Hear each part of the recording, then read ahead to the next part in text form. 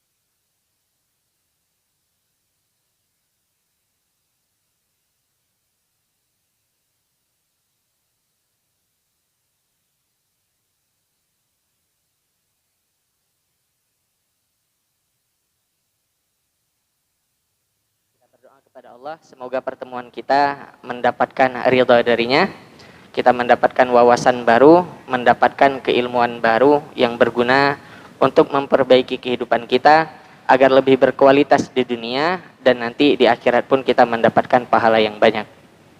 Alhamdulillahirabbil alamin. Bapak Ibu jamaah yang dirahmati oleh Allah Subhanahu wa taala. Hari ini kita berada di 9 Zulhijjah. Artinya besok kita akan melaksanakan sholat Idul Adha. Bahkan kabar gembiranya lagi, insya Allah nanti ba'da maghrib kita sudah mulai takbiran. Nah maka ini kenikmatan yang Allah berikan kepada kita. Terlebih nikmat lainnya yang saya lihat, kamar mandinya udah jadi ya Pak ya. Alhamdulillah ya. Kamar mandinya lebih mewah daripada masjidnya ini sepertinya. Ini habis kamar mandi diperbaiki, nanti masjidnya diperbaiki jauh lebih mewah lagi. Insya Allah bisa ngalahin Namira ya Pak ya. Insya Allah. Nah makanya ini tadi saya bingung, ini masuk kamar mandi apa masuk masjid dulu. Lihat kamar mandinya sepertinya nyaman sekali tempatnya. Kayaknya kita bersyukur kepada Allah, terutama kepada Bapak Ibu yang sudah memberikan donasi. Semoga harta yang Bapak Ibu keluarkan untuk masjid itu dibalas oleh Allah Subhanahu wa taala. Karena harta yang dikeluarkan untuk masjid itu biasanya benar-benar jariah. Sampai puluhan tahun ke depan, kalau tidak dihancurkan, itu masih akan terus mengalir pahalanya. Maka Bapak Ibu nggak perlu segan, berapapun yang ada, 5.000 pun nggak apa-apa. Kalau memang ikhlas diniatkan untuk bangun masjid, itu insya Allah balasannya sangat banyak. Salawat dan salam semoga selalu tercurahkan kepada Rasulullah Muhammad SAW, kepada seluruh keluarganya, sahabatnya, pengikutnya kelak hingga akhir zaman, dan insya Allah termasuk kita semua di dalamnya. Bapak Ibu jamaah yang dirahmati oleh Allah Subhanahu wa taala, teman-teman yang saya muliakan, pada kesempatan ini saya ngambil tema, ini lupa dihapus ini. Saya ngambil tema tentang implementasi syahadat Rasulullah Sallallahu Alaihi Wasallam dalam kehidupan manusia. Nah, tema ini sengaja saya angkat, saya bahas supaya lebih mantap lagi keimanan kita kepada baginda Nabi Sallallahu Alaihi Wasallam. Insya Allah juga ini akan berkaitan dengan apa yang akan kita laksanakan hari ini dan juga apa yang akan kita laksanakan besok. Maka Bapak Ibu jamaah rahimakumullah, semoga ini bisa menjadi tambahan wawasan buat kita. Nah, kita mulai dengan kalimat asyhadu alla ilaha illallah wa asyhadu anna Muhammadan Rasulullah. Kalimat ini kalau kata para ulama itu kunci. Dia itu sudah ada kunci, tinggal nanti ujung kuncinya atau pertengahan kuncinya itu dibentuk supaya pas sesuai dengan lubang kuncinya. Dan lubang kunci itu untuk membuka pintu surga. Nah, kita yang lahir dari rahim seorang ibu yang muslim, itu tidak ada istilahnya ketika lahir itu disuruh ucap syahadat ulang, nggak ada. Maka otomatis kita ketika lahir dari keluarga yang Islam, itu kita pun beragama Islam. Beda dengan kasus orang-orang yang mu'allaf. Orang-orang yang mu'allaf untuk membuktikan keimanannya kepada Allah, maka mereka butuh ikrar. Maka nanti kemarin itu ada pembahasan tentang, Ustadz, ada nggak tuntunan anak lahir itu, bayi lahir diazankan di telinganya.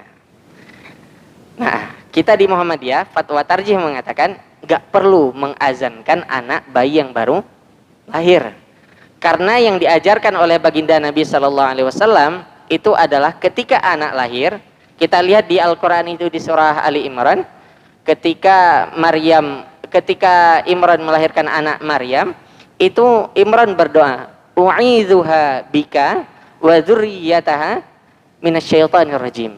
Ini yang dipegang oleh tarjih, maka kita tidak mengazani anak yang baru lahir. Maka biasanya teman-teman kita yang mengatakan anak itu harus diazani supaya beragama Islam. Maka tadi kita akan menjawab sesuai dengan kata Rasul, kullu mauludin yuladu alal fitrah. Setiap anak yang lahir, siapapun dia, bahkan kalau dia bukan dari keluarga muslim, dia itu fitrahnya fitrah Islam.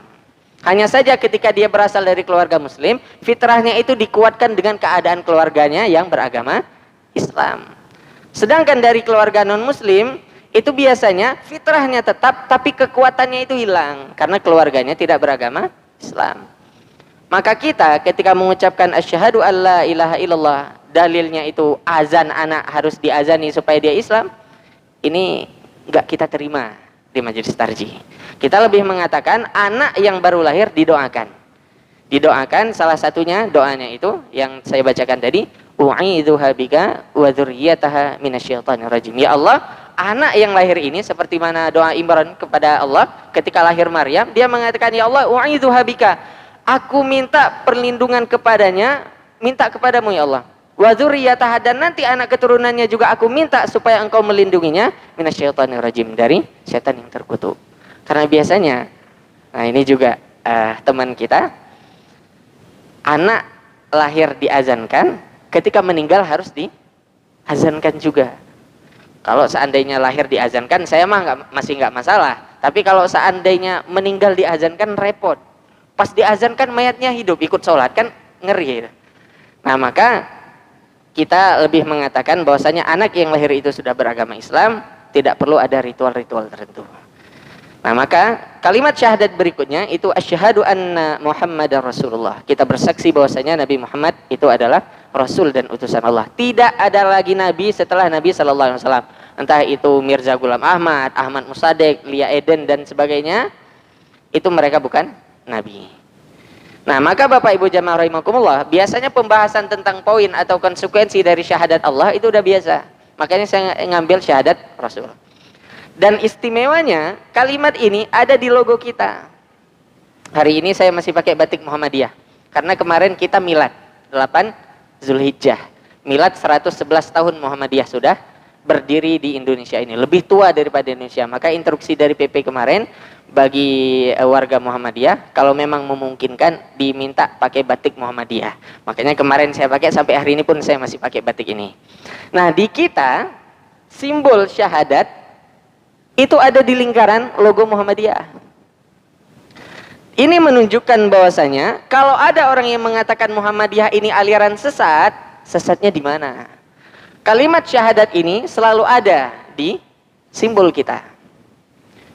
Al-Islam agamaku, Muhammadiyah gerakanku. Maka Bapak Ibu jamaah rahimakumullah, menjadi warga Muhammadiyah itu suatu kebanggaan. Masjid Al-Azhar Muhammadiyah. Di Lamongan itu rata-rata Masjid Muhammadiyah itu pasti ada nama Muhammadiyahnya. Masjid Muhajirin Muhammadiyah kalau di tempat saya di Tambak Boyo. Kemudian ada di Made Masjid Nasir bin Ibrahim Muhammadiyah. Masjid Al-Azhar Muhammadiyah, identitas. Maka siapapun yang masuk ke masjid ini, mau tidak mau, yang harus dia banggakan, yang harus dia perlihatkan, itu simbol Muhammadiyah. Supaya apa? Ukhuwah Muhammadiyahnya kuat. Kalau masjid kita masuk berbagai macam warna, bagus, lebih indah. Tapi ketika warnanya semakin banyak, mata itu nggak sanggup lihat, nggak enak. Tapi ketika kita semuanya seragam, kita semuanya bagus di bawah atap yang sama, di bawah manhaj yang sama, kita nggak akan goyah. Makanya yang saya tahu, Masjid Al-Azhar Muhammadiyah ini masjid yang benar-benar murni Muhammadiyah, nggak boleh tercampur dengan yang lain. Gitu ya Pak ya? Nggak boleh kita tercampur dengan yang lain. Dan itu memang penting. Bukan berarti kita anti, tidak. Bahkan saya sendiri mengatakan, dulu ketika saya masih ikut sidang fatwa di PP dengan bapak-bapak tiap hari Jumat, ketika semester 5 dan 6, itu setiap menjawab soal di SM, Suara Muhammadiyah, setiap ikut sidang fatwa itu, selesai menjawab kita selalu nulis di bawah, Majelis Tarjih dan Tajdid Muhammadiyah tidak menganggap pendapat kita yang paling benar. Kalau ada pendapat lain yang lebih benar, silahkan kemukakan kepada kami siap mengubah fatwa ini. Dan kita lihat di Muhammadiyah, amandemen fatwa itu udah berapa kali terjadi. Nah hanya saja ketika ada yang kurang di Muhammadiyah, itu jangan dicari celahnya untuk dijatuhkan, tapi bagaimana untuk dikuatkan. Nah maka tadi kembali lagi, syahadat, entah itu syahadat Allah, entah itu syahadat Rasul, itu ada di kita. Nah Bapak Ibu jamaah rahimakumullah, kita masuk ke dalam intinya. Ketika seorang muslim mengucapkan asyhadu anna Muhammadar Rasulullah, maka setidaknya ada beberapa konsekuensi yang harus dia pahami. Yang pertama, ketika dia bersaksi bahwasanya Nabi Muhammad adalah Rasul dan utusan Allah, maka konsekuensinya adalah menuruti segala perintah Rasul, menjauhi larangan Rasul, dan mengamalkan sunnah Nabi. Berulang kali saya sudah sampaikan, Bapak Ibu, jangan kita terperangkap dengan perkataan, itu kan amalan sunnah. Selama ini kita terjebak, ketika orang ngomong itu kan sunnah, sunnah dalam pandangan kita adalah pandangan fikih. Yaitu ketika dikerjakan berpahala, ditinggalkan gak apa-apa. Ini sudut pandang sunnah dalam keadaan fikih. Dan ini sebenarnya gak cocok atau kurang cocok kalau seandainya diterapkan pada hakikat sunnah yang sebenarnya. Kenapa? Sunnah yang sebenarnya adalah fi'il Rasul, pekerjaan Rasul atau amal Rasul, kemudian qaul Rasul, perkataan Rasul atau persetujuan Rasul. Maka ketika sunnah dipahami sebagaimana hakikatnya, di sana akan timbul mahabbah, rasa cinta. Ketika saya mengakui bahwa Nabi Muhammad itu adalah utusan Allah, ada sunnahnya berupa perkataan, berupa perbuatan, berupa persetujuan, maka konsekuensinya saya malu kalau seandainya saya tidak mengikuti sunnah Nabi. Saya malu kalau seandainya saya tidak mengikuti perbuatan Nabi. Saya malu tidak mengikuti nasihat Nabi. Saya malu mengamalkan sesuatu yang tidak disetujui oleh Nabi. Tapi kita sering terperangkap biasanya, itu kan sunnah. Jadi kalau dikerjain, dapat pahala, ditinggalin, nggak apa-apa. Kalau kita pikirannya jatuh di sini, takutnya nggak ada satupun amalan sunnah yang akan kita kerjakan. Maka ini harus hati-hati. Yang kedua, Bapak Ibu jamaah rahimakumullah, konsekuensinya adalah membenarkan segala perkataan Nabi, baik yang telah terjadi maupun yang belum terjadi. Yang belum terjadi masih banyak. Nabi memprediksikan nanti di akhir zaman akan keluar Dajjal, Imam Mahdi, Nabi Isa akan turun, Ya'jud dan Ma'jud, terjadi yang namanya Malhamah Kubra. Itu sesuatu yang belum terjadi. Apa yang kita lakukan? Iman.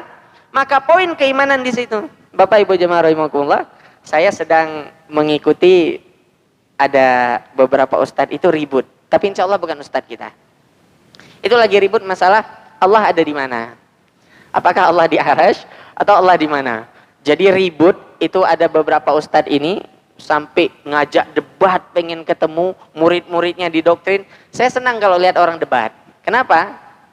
Karena ya ngeluarin argumen, dan kita yang baca biasanya nggak ikutan, itu biasa nambah, tapi mereka biasanya ngotot. Nah mereka itu berusaha untuk menunjukkan bahwasanya di mana sih Allah dan sebagainya.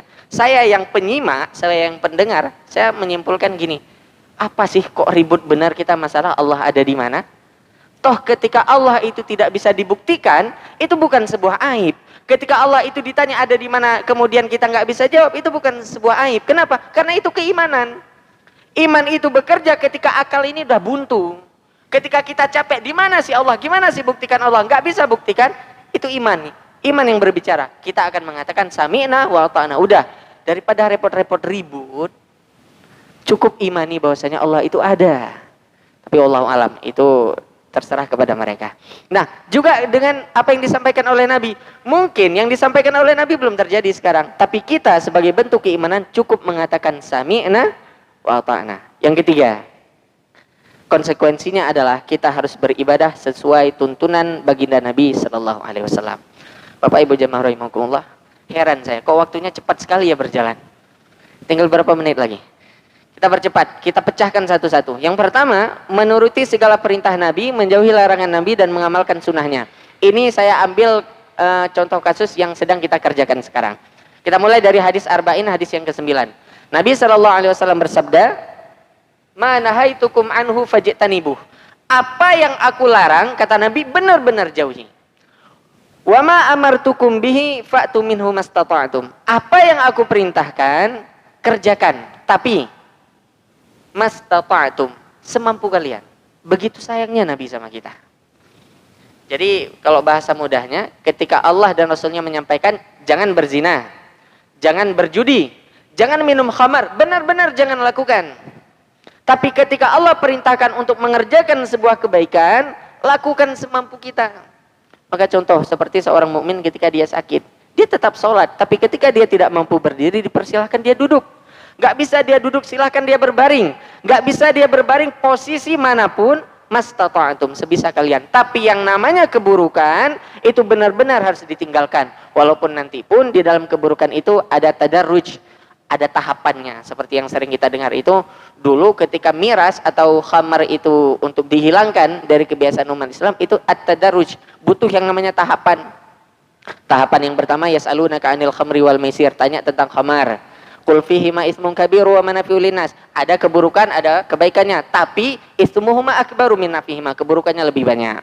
Kemudian nanti turun ayat yang kedua, tanya lagi bagaimana tentang khamar, maka turun ayat la taqrabus sholata wa antum sukara. Jangan salat kalau kalian sedang mabuk. Puncaknya innamal khamru wal maisir wal ansabu wal azlam rijsun min amali syaitan fajtanibu. Tadarruj. Hanya saja ketika itu keburukan benar-benar harus ditinggalkan. Karena keburukan itu akan selalu dicatat dan akan dipertanggungjawabkan. Sedangkan kebaikan itu silahkan kerjakan semampu kita. Di bulan Zulhijjah ini perintah Nabi sederhana. Ma min ayyamil amalus salih fiha ahabbu ilallah min hadhil ayyam. Tidaklah amalan salih itu lebih dicintai oleh Allah untuk dikerjakan kecuali pada hari ini. Qalu ya Rasulullah walal jihadu fi sabilillah. Wahai Rasulullah, tidakkah jihad di jalan Allah juga? Padahal kita tahu Bapak Ibu, Islam itu puncak keislamannya, pembuktian keislaman itu adalah ketika seorang itu jihad. Ketika dia siap menumpahkan darahnya, mengorbankan nyawanya, mengorbankan hartanya di jalan Allah, itu puncak paling tinggi di dalam Islam. Tapi ketika seorang mukmin, ketika seorang muslim mengerjakan amal solih di 10 hari ini, kita kerjakan amal solih, itu pahalanya lebih besar daripada jihad di jalan Allah. Kecuali kata Rasul illa rajulun kharaja binafsi, kecuali orang yang keluar jihad itu wa malihi, dengan jiwanya kemudian dengan hartanya, falam yarji, enggak balik sama sekali, min dzalika bisyai, nyawanya enggak ada lagi, artinya dia syahid, kemudian hartanya juga habis, maka itu bisa menyeimbangi pahala kita mengerjakan amal solih di 10 awal Zulhijjah ini. Maka Bapak Ibu jamaah rahimakumullah, disunnahkan kita berpuasa sunnah. Silakan. Kalau kita lihat tafsir itu kan wal fajri walayalin asyr. 10 malam yang istimewa itu para mufassir mengatakan 10 ini adalah 10 Zulhijjah. Maka nanti ada ulama yang mengatakan puasa sunnah 10 hari. Lah kenapa kok hitungannya 10 hari? Gampang. Hitungannya 10 hari padahal kita tahu hari 10-nya kita melaksanakan Idul Adha. Tapi kenapa ada yang mengatakan puasa sunnahnya 10 hari? Karena kita tahu di antara sunnahnya di hari yang ke-10 sebelum melaksanakan sholat Id kita disunnahkan untuk berpuasa dulu, nggak makan dulu. Beda kasusnya dengan Idul Fitri. Idul Fitri sebelum sholat disuruh makan dulu. Makanya kalau ada yang mengatakan puasa sunnah 10 hari, ya nggak masalah juga. Hanya saja puasa sunnah di hari ke-10 itu tidak puasa sunnah seperti yang kita laksanakan sekarang. Hanya sunnahnya disukai oleh Nabi, sebelum sholat kita puasa dulu, sebelum melaksanakan sholat. Nah, maka Bapak Ibu jamaah rahimakumullah, ada orang yang ingin melaksanakan puasa sunnah 9 hari, silakan. Ustadz, saya bisa 9 hari, mantap. Saya nggak bisa 9 hari, bisanya 7, nggak apa-apa, silakan. Nggak bisa 7, saya bisanya 5 hari, silakan. Nggak bisa 5 hari, 3 hari Ustadz, nggak apa-apa, silakan juga. Ustadz, saya nggak bisa, saya cuma bisa 1 hari, di hari Arafah saja, silahkan. Ustadz, saya nggak bisa juga 1 hari, ya mati saja sudah ini. Ini orang seperti ini nggak ada niat hidup ini. Ini malaikat maupun lihat gemes ini tak sentil aja ini orang. Silakan, ada 10 hari kita bisa mengerjakan amal solih dengan puasa sunnah, pilih 1 hari. Dan insya Allah kita nggak cuma 1 hari mengerjakannya. Saya yakin Bapak Ibu juga banyak mengerjakan di hari yang lain. Nah, maka Nabi SAW bersabda, qal sauma yaumi arafah, saumu yaumi arafah kaffaratun sanataini. Puasa sunnah Arafah itu kafarah, akan menggugurkan sanataini, 2 tahun dari dosa. Sanatin madiyatin, 1 tahun yang lalu, wasanatin mustaqbalatin, dan 1 tahun yang akan datang. Durasi puasanya nggak lama, 13 sampai 14 jam, tapi dosa yang dihapuskan itu 2 tahun.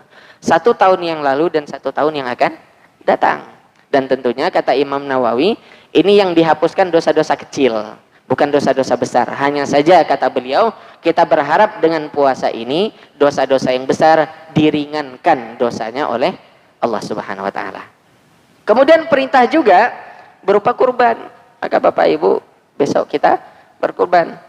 Tegas bahkan Nabi sallallahu alaihi wasallam menyampaikan, "Man kana lahu sa'ah", barang siapa yang memiliki kelapangan, walam yudhahi, tapi dia tidak mau melakukan kurban, fala yaqrabanna musallana. Ini tegas sekali Nabi menyampaikan. Jamaah Al-Azhar yang punya kelapangan rezeki tapi tidak mau berkurban, jamaah Al-Azhar yang punya kelapangan rezeki tapi lebih milih beli sepeda karena sekarang lagi musimnya sepeda, tapi tidak berani berkurban, apa kata Nabi? Fala yaqrabanna musallana, jangan dekat-dekat dengan tempat sholat kami. Atau bahasa mudahnya, jamaah Al-Azhar yang punya kelapangan tapi nggak mau untuk melakukan kurban, gak usah dekat-dekat sama masjid sini. Itu tegas Nabi nyampaikan. Maka walaupun dalam keadaan pandemi seperti ini banyak alasan katanya, Ustadz ini kan pandemi jadi kita nggak mampu kurban. Iya, pandemi nggak mampu kurban tapi bisa beli sepeda. Sekarang yang menguasai jalan itu bukan lagi emak-emak yang bawa sepeda motor, tapi orang yang bawa sepeda ontel ya. Semua jenis sepeda sih, nggak cuma sepeda ontel. Jalan dikuasain satu jalan, mereka semuanya. Lampu merah terobos semuanya. Nggak apa-apa, beli sepeda itu hak segala insan. Hanya saja kalau mampu kita beli sepeda, apa salahnya juga kita mampu melakukan kurban. Kurban ini cuma setahun sekali. Ini perintah berikutnya. Perintah selanjutnya dari Nabi SAW adalah orang yang berkurban atau sahibul kurban tidak boleh potong rambut dan potong kuku. Mulai hari Selasa yang lalu. Selasa yang lalu maghrib, malam Rabu, itu maghribnya kita udah mulai nggak boleh potong kuku. Tapi ini berlaku untuk 1 orang, enggak 1 keluarga. 1 keluarga nggak potong kuku, 1 keluarga kukunya macam hantu semua nanti. Cukup 1 orang saja. Kemudian Nabi juga, ini penting untuk besok diamalkan. Nabi melarang memberi imbalan kepada jagal atau penyembelih. Bapak Ibu, kalau ada materi fikih kurban kemarin disampaikan, sangat jelas, segala kebutuhan untuk menyembelih hewan kurban itu dibebankan kepada sahibul kurban. Takmir masjid nggak boleh mengeluarkan dana masjid sedikit pun. Butuh terpal untuk daging, beli terpal pakai uang sahibul kurban.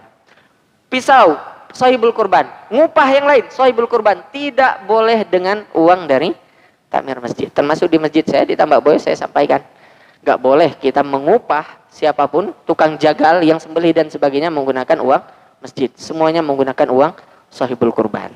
Mungkin pas beli sapi ada lebih uangnya, ya udah gunakan itu untuk kepentingan sahibul kurban. Sekali lagi, ini Nabi yang menyampaikan, perintah dari Nabi SAW. Nabi juga menyampaikan larangan. Kalau tadi perintah-perintah, Nabi juga menyampaikan larangan. Larangannya apa? Menjual kulit hewan kurban. Ini nggak boleh. Hadisnya silakan Bapak Ibu baca sendiri. Nabi tidak mengizinkan. Yang tidak diizinkan di sini, perlu dipahami, tidak diizinkan dijual untuk kepentingan pribadi. Nah biasanya, wallahu alam, kalau di tempat saya di Aceh itu biasanya kulit itu jatah yang nyembelih. Jadi nanti dia nyembelih banyak, kulit itu untuk dia. Jadi bayarannya di sana untuk dia kulit itu. Jadi kalau dijual itu kan mahal harga kulitnya. Dapat sapi, dapat kulit kambing juga, dijual itu untuk upah dia. Nah, kita di sini lebih baik. Kulit itu kalau bisa dibagikan, dibagikan. Ustadz, nggak mau dibagikan, mau dijual, silakan dijual. Tapi pemanfaatan uangnya itu untuk orang banyak, tidak untuk pribadi. Bisa dikembalikan ke masjid, untuk pembangunan masjid. Atau ada uang kulit, umpamanya di Al-Azhar sapinya 50 gitu. Dijual kulit bisa beli kambing satu, udah beli kambing lagi. Diputar lagi uangnya untuk kebutuhan kurban, jangan dikonsumsi pribadi. Ini larangan Nabi Shallallahu Alaihi Wasallam. Kemudian poin yang kedua, kita percepat Bapak Ibu, beribadah harus sesuai tuntunan Nabi Shallallahu Alaihi Wasallam. Contoh juga yang berkaitan dengan keadaan kita sekarang, Nabi menyampaikan isyarat kalau sapi itu urunannya, satu ekor sapi harus 7 orang. Ini sering sekali masuk pertanyaan ke saya, Ustadz, saya urunan sapi, tapi kelompoknya nggak nyampe 7. Gimana Ustadz? Saya kepingin urunan sapi. Maka kemarin saya kirimkan jawaban, Bapak Ibu jamaah rahimakumullah. Kalau kita ingin urunan sapi bagus, satu sapi untuk 7 orang. Tapi ketika kita urunan sapi kelompoknya nggak nyampe 7 orang, artinya sapinya nggak kebeli. Kalau diganti dengan kambing itu lebih afdal daripada kita urunan sapi. Saya ulangi, urunan sapi itu bisa lebih beli kambing satu atas nama pribadi itu lebih baik daripada kita urunan sapi 7 orang. Itu ada jawabannya dari Lajnah divisi fatwa dari Arab Saudi. Itu ulamanya menyampaikan kalau seandainya ingin urunan sapi nggak apa-apa, tapi kalau urunannya itu kelompoknya nggak nyampe anggotanya, kemudian kita, Ustadz saya tetap kepingin kurban, udah ambil uangnya beli saja kambing. Itu bahkan lebih utama dan lebih afdal. Kenapa? Ini satu ekor kambingnya, semua helai bulunya milik kita sendiri. Semua helai bulunya punya kita sendiri. Makanya kalau Bapak Ibu kepingin beli sapi saja, ya nggak apa-apa beli sapi. Pengen beli kambing saja. Nggak usah iri. Ustadz dia kurbannya sapi, tapi urunan. Saya kambing sendirian. Nggak apa-apa. Itu bahkan lebih baik. Nah, maka Bapak Ibu jamaah rahimakumullah, ini Nabi sampaikan. Maka nanti kalau lebih dari 7 orang, nah jawabannya udah jelas. Lebih dari 7 orang itu udah bukan kurban. Maka nanti ada yang menyebut sedekah. Seperti ada anak-anak sekolah, iuran bayar satu anak 100.000, kemudian beli sapi. Ini bukan kurban, tapi sedekah. Karena hitungannya Nabi sudah tentukan syariat untuk kurban itu sapi untuk 7 orang, nggak bisa diubah-ubah lagi. Kemudian nyembelih pun harus sesuai tuntunan, nggak boleh nyembelih pakai cutter, pakai pisau silet, itu nggak bisa. Fa idza dzabhtum fa ahsinu dzibhah. Kalau kalian kepingin nyembelih, buatlah sembelihan itu senang. Fal yurhiza biha, tahu benar-benar buat sembelihannya senang. Kemudian pembagian daging kurban. Nah, ini penting Bapak Ibu. Coba lihat ayatnya. Ketika sudah diperintahkan sembelih di sini, nah di sini Allah menyampaikan, fakulu minha wa at'imu al-qani'a wal mu'tar. Fakulu minha, silahkan makan dari apa yang kita dapatkan. Kemudian ketika sudah mati, kata Allah Subhanahu wa taala, maka makanlah sebagiannya dan berikanlah makan kepada orang-orang yang rela engkau berikan. Jadi sahibul kurban itu berhak dapat lebih daripada yang lain. Artinya sahibul kurban itu, kalau kita melihat kepada ayat ini, dia harus mendapat bagian dari kurbannya itu yang dimakan dan juga bagian yang bisa disimpan. Saya ulangi, sahibul kurban lebih baik itu dapat jatahnya adalah dia dapat jatah yang bisa dimakan langsung dan dapat sebagian yang bisa disimpan. Jadi dia harus dilebihkan supaya memotivasi semangat.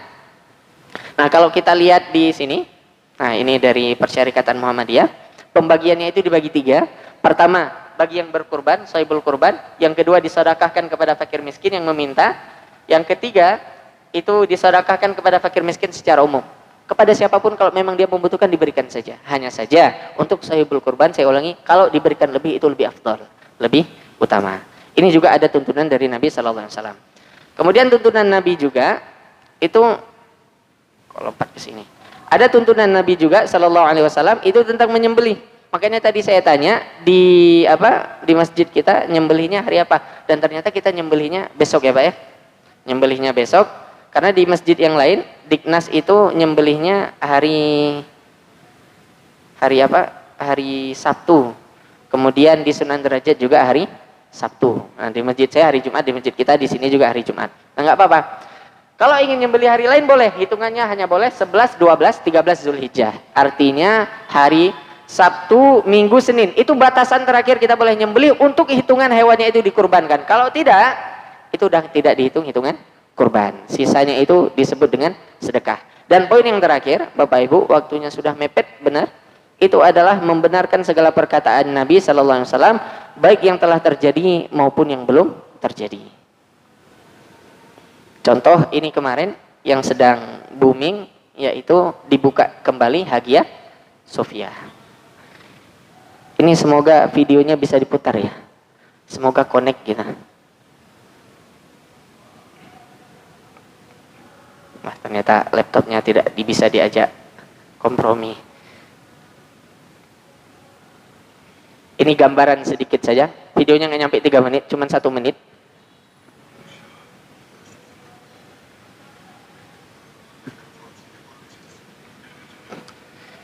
Ini Sultan dari Turki Utsmani. Sultan terakhir, ketika dia menyampaikan Hagia Sophia itu adalah peninggalan kakeknya Muhammad Al-Fatih, itu milik negara untuk rakyat dan semua muslim.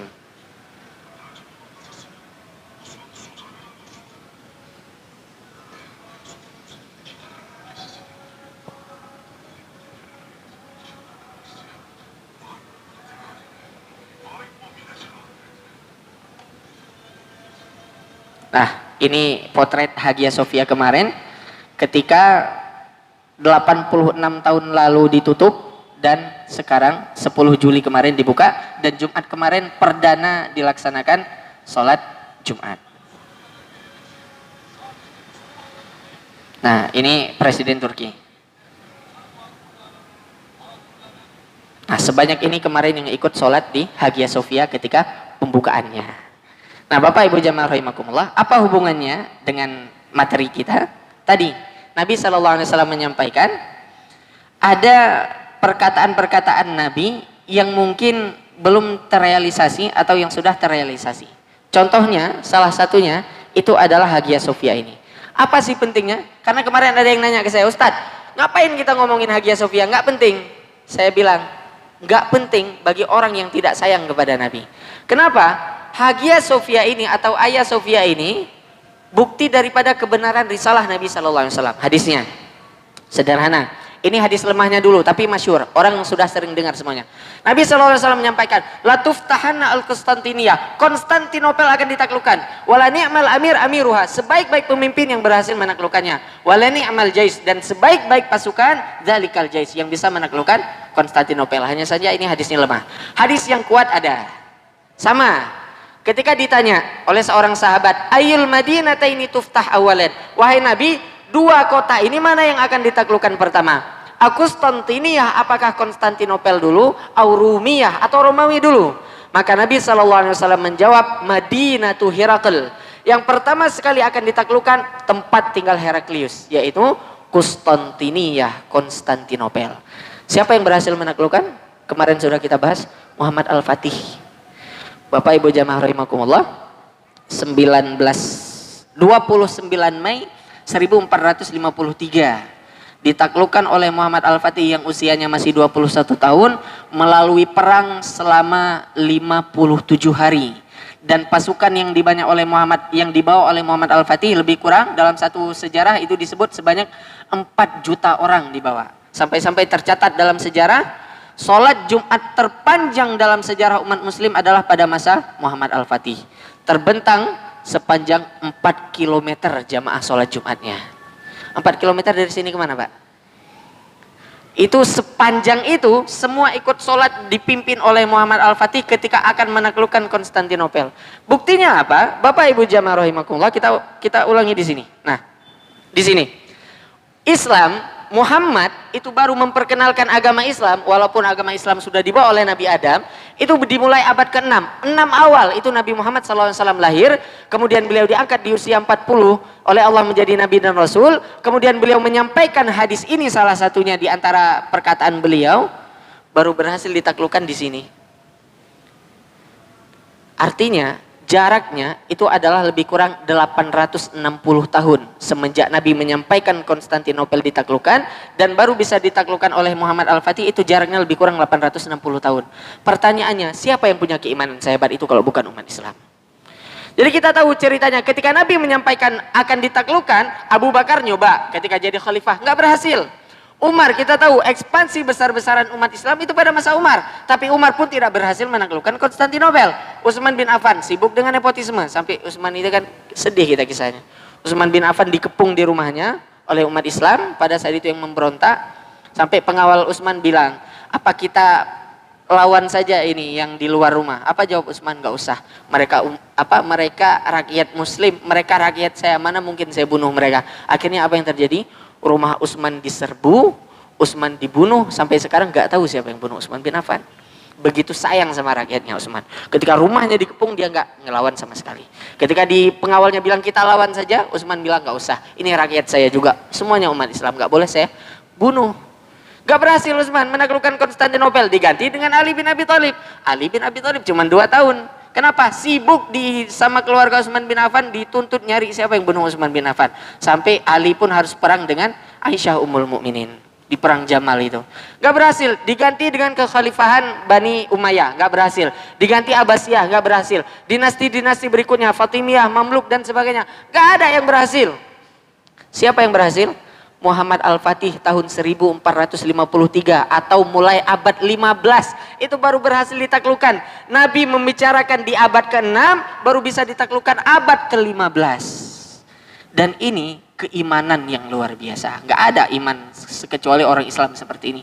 Maka apapun yang dikatakan Nabi sudah terjadi ataupun belum, tugas kita percaya saja. Sebagaimana sahabat dulu, mereka mikir ini benar nggak Konstantinopel akan ditaklukkan? Tapi ternyata apa? Benar-benar akan ditaklukkan. Maka Bapak Ibu jamaah rahimakumullah, ketika Hagia Sophia ini dibuka kembali, kita harusnya bahagia. Kenapa? Ini menunjukkan bahwasanya pelan namun pasti umat Islam sekarang sedang bangkit. Kita tahu di tahun 1924 Turki Utsmani, kekhalifahan terakhir Islam itu dihancurkan. Siapa salah satu tokohnya ini? Laknatullahi alaih, Mustafa Kemal Atatürk. Ketika dia mengubah hukum Islam yang ada di Turki menjadi sekuler. Saking sekulernya, Bapak Ibu, azan diganti dengan bahasa Turki. Kalau kita mungkin azan diganti dengan bahasa Indonesia. Allahu Akbar diganti dengan Allah Maha Besar, Allah Maha Besar. Sekulernya Mustafa Kemal Atatürk. Tapi sekulernya dia juga menyerempet para ulama. Kenapa? Karena pada saat itu para ulamanya fatwanya sudah bisa dibeli, ulamanya sudah bisa disuap. Nah ini, jangan kebalik. Yang di belakang ini Hagia Sophia, yang ini Masjid Sultan Muhammad Al-Fatih. Karena kita sering kebalik. Ini mirip, dua-duanya mirip. Karena Muhammad Al-Fatih ketika mau buat masjid ini, kepingin nyaingi Hagia Sophia. Maka Bapak Ibu jamaah rahimakumullah, banyak pro dan kontra. Di antara kontranya, orang-orang akan mengatakan umat Islam tidak toleran. Kenapa? Ini kan warisan dunia, dilindungi oleh UNESCO. Ini dilindungi UNESCO, kenapa kok dijadikan milik pribadi, milik umat Islam? Maka kita akan menjawab, Bapak Ibu jamaah rahimakumullah, kalau ada orang yang ngomong seperti ini berarti dia nggak paham syariat. Syariat perang di dalam Islam sederhananya gini. Di dalam Islam itu Bapak Ibu, kalau satu daerah akan diserang oleh umat Islam, maka daerah tersebut diingatkan dulu.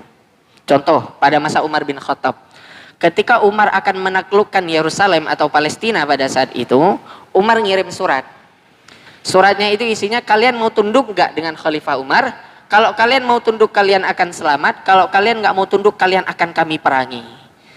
Akhirnya dapat balasan dari Palestina apa? Kami nyerah, kami tunduk dan patuh kepada Khalifah Umar. Akhirnya berangkat Umar bin Khattab pergi ke Palestina. Dan ketika Umar bin Khattab pergi ke Palestina, Bapak Ibu jamaah rahimakumullah, nah ini satu komplek. Ada namanya makam suci, makam kudus punya umat Kristiani, ada Masjid Al-Aqsa, ada Masjid Umar, ada Masjid Kubah Batu. Ini satu komplek. Jadi ketika Palestina ditaklukkan oleh Umar tanpa perang, tanpa adanya pertumpahan darah, di dalam hukum syariat perang itu berbunyi, yaitu kalau seandainya satu daerah ditaklukkan tanpa adanya perang, maka tempat ibadah umat lain tidak boleh dihancurkan. Begitu baiknya agama Islam. Maka ketika Umar berangkat ke Palestina untuk melihat tanah Palestina yang ditaklukkan, Umar datang ke sini. Datang ke makam Kudus.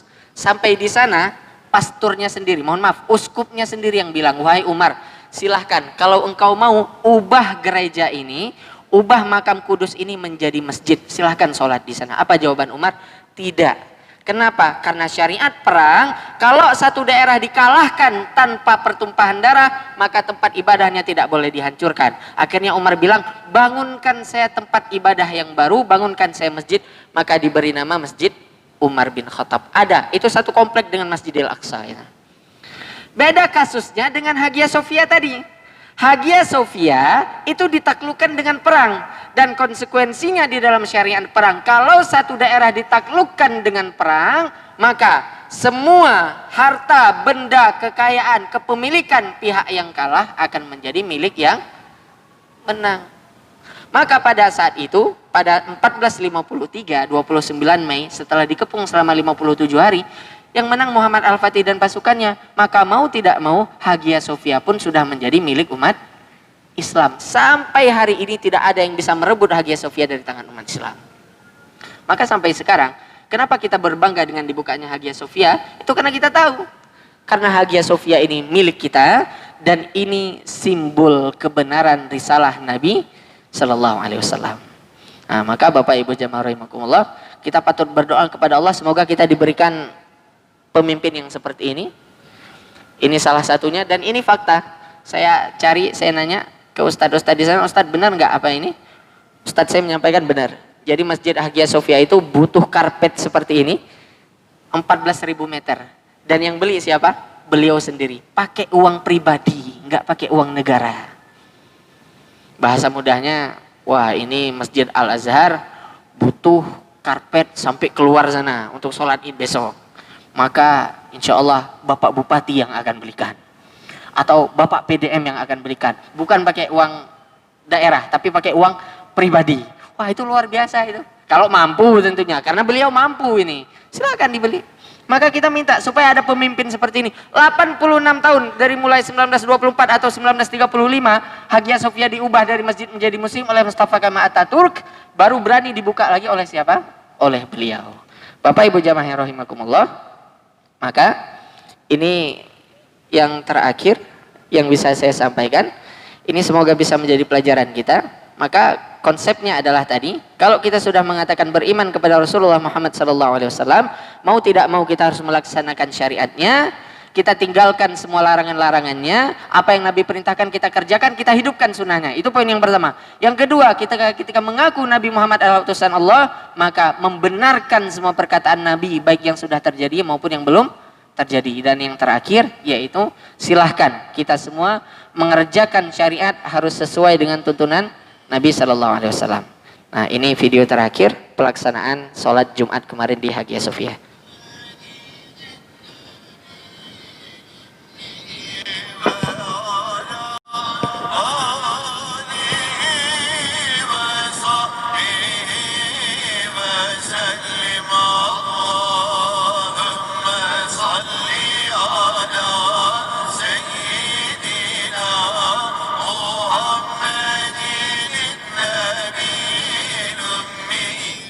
Nggak jauh beda ya masjidnya, mirip-mirip Al-Azhar ya.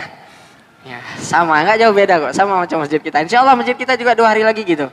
Nah, ini melaksanakan sholat Jumat kemarin. Nah, sampai keluar ini, sebanyak ini. Macam aksi 212 gitu ya. Ini yang ikut sholat. Nah, ini potret Hagia Sophianya.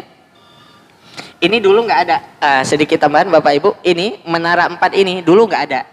Menara 4 ini dibangun oleh Muhammad Al-Fatih untuk menunjukkan bangunan ini sudah berubah menjadi masjid.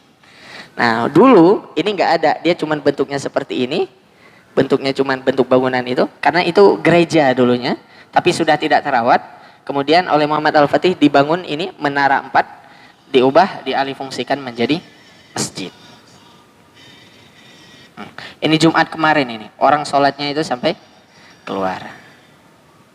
Nah, maka kita akan mengatakan mereka sholat ini bukan karena mereka tidak menghargai warisan dunia, tapi mereka menunjukkan ini punya umat Islam. Dan ini salah satu bentuk ekspresi mereka bahwasanya ini adalah kebenaran risalah Nabi kita, Nabi Muhammad SAW. Konstantinopel ditaklukkan, dan di antara simbol Konstantinopel itu adalah adanya Hagia Sophia. Bapak Ibu jamaah rahimakumullah, semoga puasa yang kita laksanakan mendapatkan balasan dari Allah Subhanahu wa taala. Dosa-dosa kita benar-benar digugurkan oleh Allah. dan kemudian kita benar-benar terlahir menjadi hamba Allah yang solih di dunia dan juga di akhirat. Lebih dan kurangnya saya mohon maaf. Billahi fi sabilil haq fastabiqul khairat. Assalamualaikum warahmatullahi wabarakatuh.